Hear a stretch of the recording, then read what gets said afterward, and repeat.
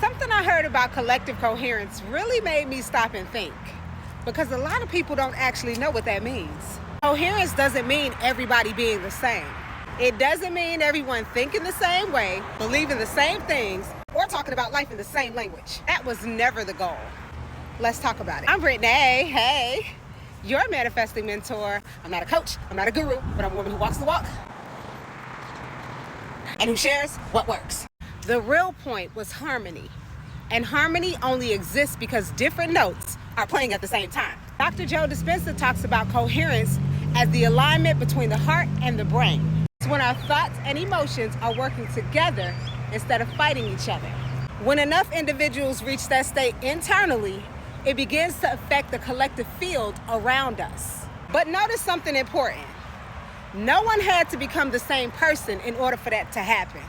Each individual simply became coherent within themselves. And that's where I think sometimes people get lost. We spend so much time trying to convince other people to think like us, to agree with us, to see the world exactly the way we do. But Neville Goddard reminded us that everyone is you pushed out.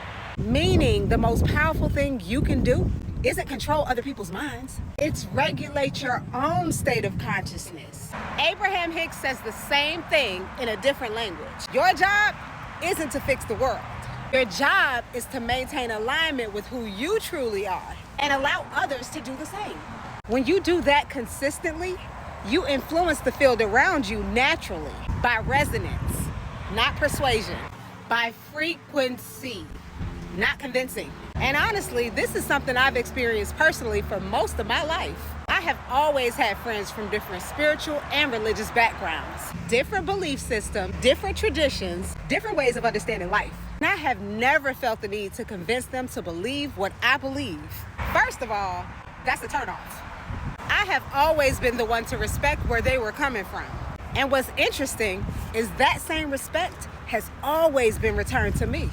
We can have conversations about spirituality, about belief systems, about how we see the world, without needing to erase our differences. Because instead of focusing on where we disagree, we find harmony in the intention behind what we're saying. But sometimes we're just using completely different language, but the core truth is the same.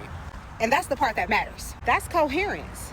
Not everybody becoming the same, but everyone expressing themselves from a place of awareness and respect. That's where collective coherence actually begins, not when we all become identical, but when each person does their own inner work to show up with integrity, awareness, and regulation. Different perspectives can exist. Different personalities can exist. Different paths can exist.